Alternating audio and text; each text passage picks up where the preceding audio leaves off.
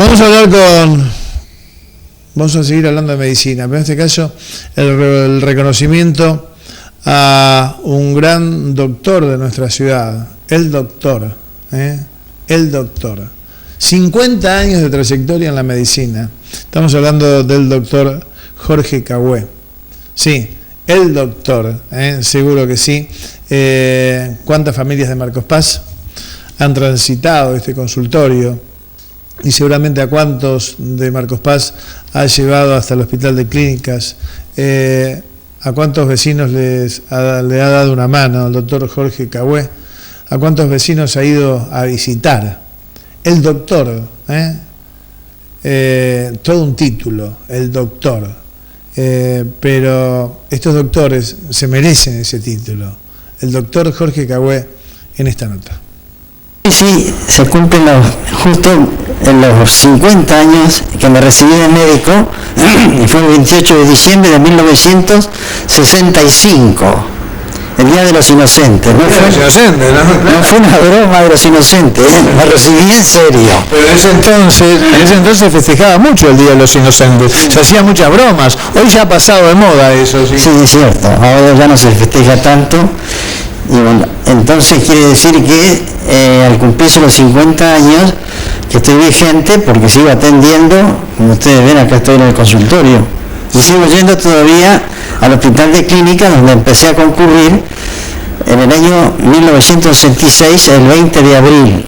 Vale decir que en abril de este año que entramos se van a cumplir también los 50 años que voy al Hospital de Clínicas como médico concurrente primero, después como médico de planta rentado por concurso, con actividad docente y asistencial, y hasta que me jubilé en el año 2005, vale decir que ya hace 10 años que estoy jubilado, pero yo sigo yendo igual como concurrente honorario. Estoy nombrado como concurrente honorario con la actividad en consultorio externo los días jueves y luego los días martes y viernes sigo concurriendo a la quinta cátedra de medicina donde están los pacientes internados, y ahí tengo oportunidad de alternar con los médicos de planta y ver los enfermos internados en su plenitud, completamente actualizado, ¿no? Así que también me sirve para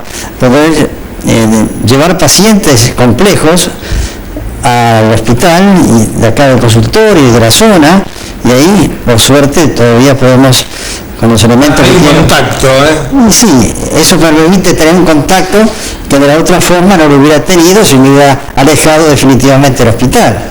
Jorge, ¿cuándo decidiste, cuándo dijiste yo quiero ser médico, yo quiero ser doctor? Yo hice todo el colegio primario en la escuela número 5, cerca de mi casa, 2 cuadras.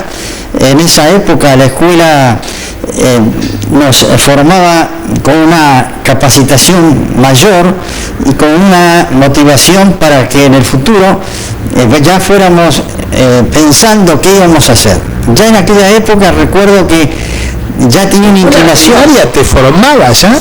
¿La escuela primaria te iba formando? Sí, porque fueron los maestros que tuvimos, fueron todos maestros a los cuales los recuerdo todos perfectamente bien y a los cuales atendí a todos ellos, menos a una sola, porque no era de Marcos Paz, que era Elisa Lumbrera, pero después a Bocha Galón y de primer grado la atendí. La señora de Luna, que era de segundo grado, la atendí. A Chiquita Berry, que era de segundo grado, primero superior, la atendí.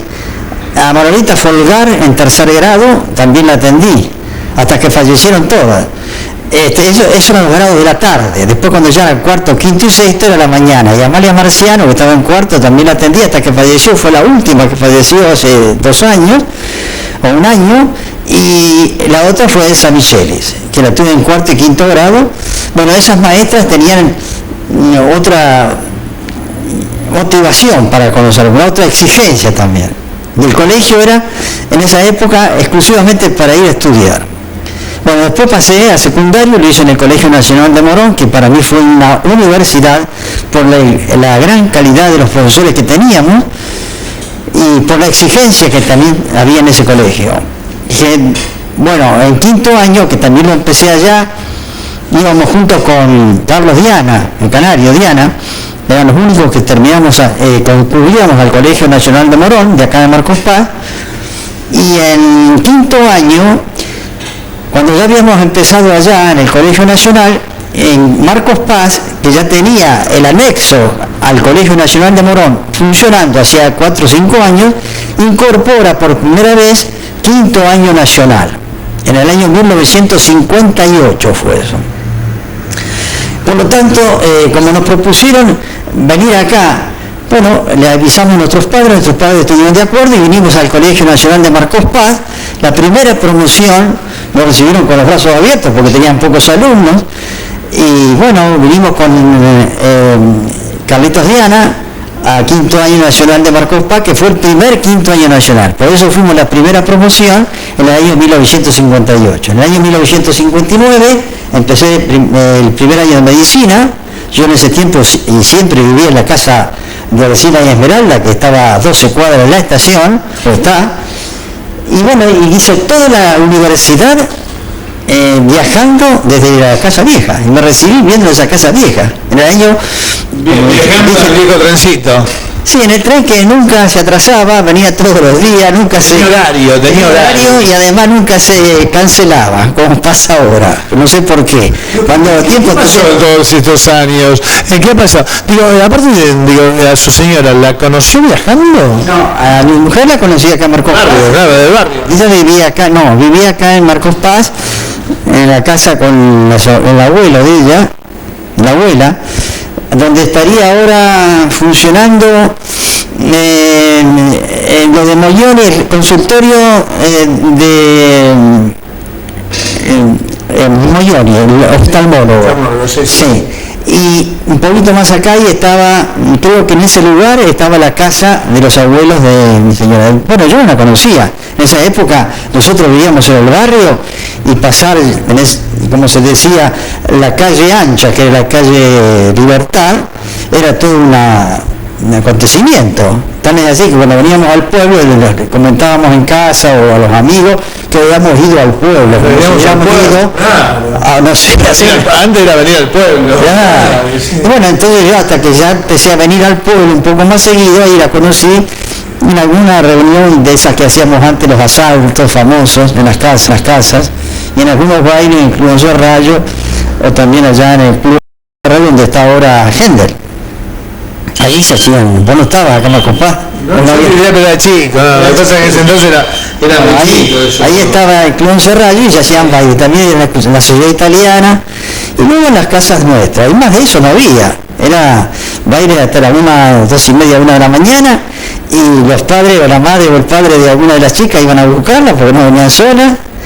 Y bueno, ahí nos conocimos y empezamos el noviazgo.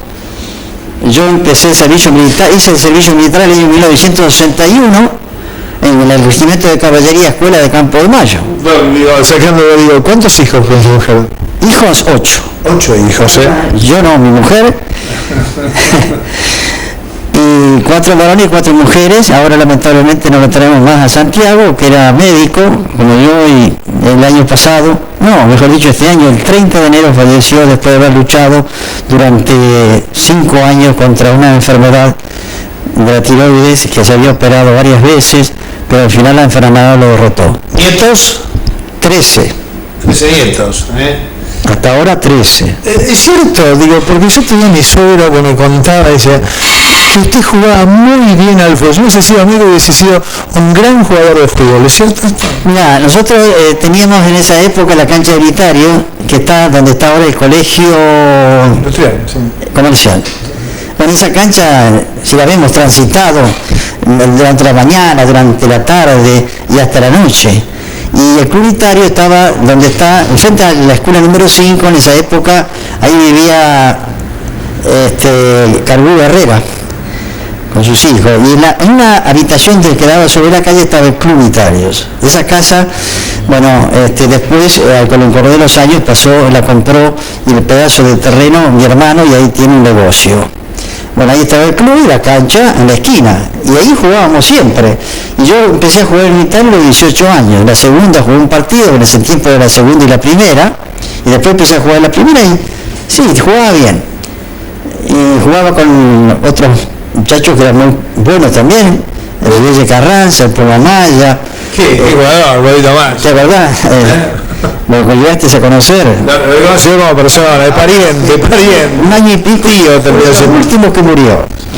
Y después estaban los Maldonado, Osvaldo Martínez, Coco Luro, Ricardo Luro, los Cejas, el Luro Cejas. ¿Había equipo?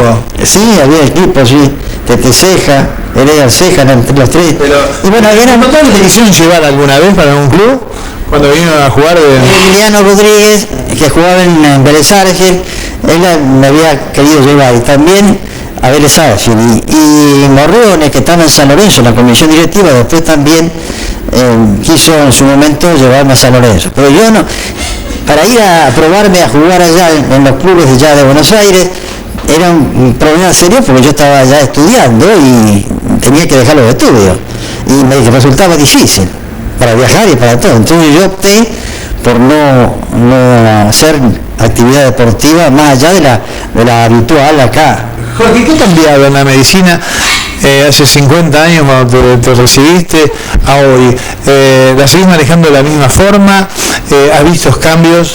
Sí, los cambios han sido notables. Yo todos los libros que tengo acá en esta biblioteca, en los cuales yo estudié toda mi carrera, de cada materia tenía un libro y a veces hasta dos, más los apuntes, que todavía los conservo, todos los apuntes en mis carpetas. Allá están los apuntes, en aquellas 5 carpetas negras, todos los apuntes de las clases que yo tomaba.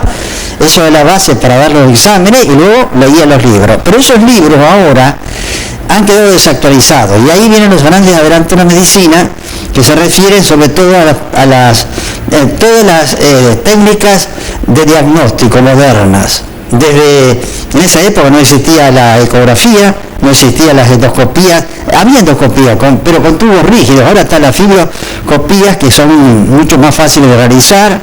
No estaba la tomografía computada, la resonancia magnética, y luego todos los análisis de laboratorio que ahora permiten hacer diagnósticos con una precisión muchísimo mayor, y en casos difíciles que antes era imposible diagnosticar. Por eso también eso sirvió. Pero a usted le hace falta, usted ve el cuadro, como dijo médico, ve el cuadro y hay un 99% que... Bueno, siempre, y no es porque yo sea clínico y mi formación sea clínica, considero que el paciente tiene que recurrir al clínico porque es el que tiene que hacer la historia clínica. La historia clínica abarca 3 partes, que es primero el interrogatorio hecho a fondo de la enfermedad actual, de los antecedentes personales y herederos familiares del paciente. Luego viene el examen físico y en tercer lugar los exámenes complementarios. Pero básicamente la historia clínica está hecha en base al interrogatorio del examen físico. Y ahí es donde uno hay toda una técnica del interrogatorio, más toda una técnica del examen físico, con todas las maniobras, donde uno busca los signos, que es lo que el enfermo tiene cuando uno lo revisa. Y los síntomas uno los recoge con el interrogatorio. Entonces, con eso uno arma un diagnóstico presuntivo, o síndrome médico, que se llama síndrome clínico, para luego orientar los estudios, porque no es cuestión de pedir estudios al voleo para pegarla con uno, y a veces ni siquiera con eso se la pega en el diagnóstico. Por eso la historia clínica bien hecha y exhaustivamente hecha es lo que orienta para luego pedir los estudios complementarios y poder llegar a un diagnóstico. Y a veces con todos los estudios eso no se puede llegar, y bueno, hay que internar al paciente, que es lo que yo hago con los enfermos problemas, que yo lo llamo, que nos llegamos a un diagnóstico acá en el consultorio, yo lo llevo a clínicas, y ahí sí, ya con gente de mucha capacidad y los estudios más modernos, se puede llevar un diagnóstico. Y bueno, en 50 años muchísimas anécdotas, me imagino, ¿no? Una anécdota graciosa acá en el consultorio, con pacientes de nuestro pueblo. A un enfermo yo le pregunté, que cuando lo vi entrar, lo vi muy desmejorado, muy fatigado, ya se veía que estaba en una situación médica muy crítica. Entonces lo hago sentar y le pregunto: bueno, señor, le digo, ¿cómo se siente? ¿Qué es lo que le pasa? ¿Y qué quiere que le diga, doctor? Dice: estoy regalado y me voy por la rejilla. Yo la tenía re clara. Imagínate, estoy regalado y se va por la rejilla, como ya que la rejilla es angostita. Bueno, eso fue una vez, me hizo reír porque evidentemente marcaba casi con precisión el estado del pobre enfermo, que después se murió porque tenía un carcinoma ya en la etapa final. ¿Elegirías ser médico nuevamente? Sí, porque ya otra cosa no sé hacer. Yo me considero muy torpe. Volvemos 55, 58 años atrás. ¿Elegirías ser médico? Porque me gustó siempre estudiar, y además me considero torpe para hacer cualquier actividad que no sea el estudiar, que tampoco soy el gran genio de la medicina, simplemente me considero un médico que está en un nivel más o menos aceptable como médico clínico, pero que siempre tiene que recurrir a quien sabe más. Ahí no me la creo, ni tengo la soberbia de decir que la sé toda.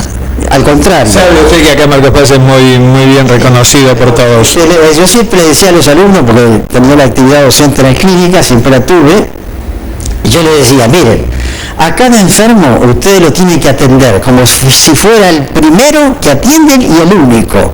Y nunca subestimen nada de lo que le diga el enfermo, porque por ahí van a cometer el error de a lo mejor creer que el enfermo tiene un estado de estrés, cuando el estrés hay que dejarlo para el final. Siempre traten de diagnosticar que el enfermo no tenga una enfermedad concreta.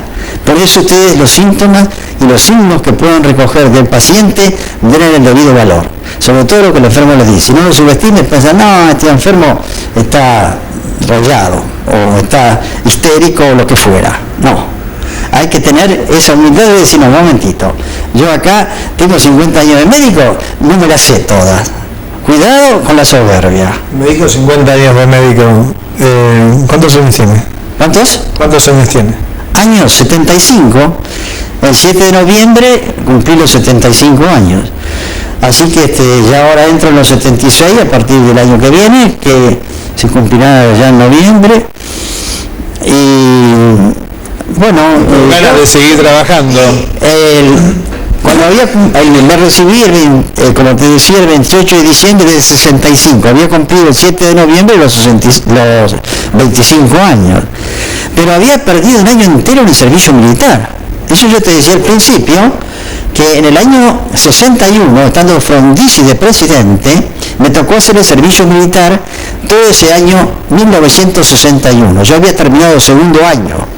En el 60, empecé en el 59 el primer año, el 60 segundo año, y en el 61 me toca el servicio militar, 12 meses y 12 días en la Escuela de Caballería de Campo de Mayo, con los caballos. Yo estaba gateando recién, mire. No, ese año lo perdí todo porque salíamos los sábados al mediodía, cada 15 días, y volvíamos al regimiento a la noche, el día siguiente a las 10 de la noche, más o menos teníamos que estar en el regimiento.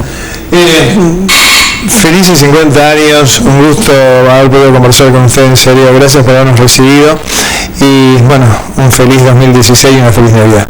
Bueno, te agradezco mucho la entrevista, y ahora he recibido unos cuantos acá que me han venido a ver, y los homenajes que nos han hecho, y los considero un reconocimiento a mi trayectoria constante, permanente, en pos de la salud de los enfermos. Feliz 50 años, doctor.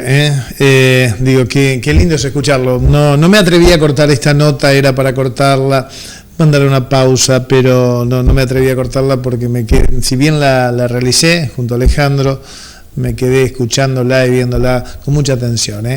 El doctor Jorge Cagüe con nosotros, felicitaciones de verdad. Algunos doctores tendrían que escuchar algunos consejos, me parece.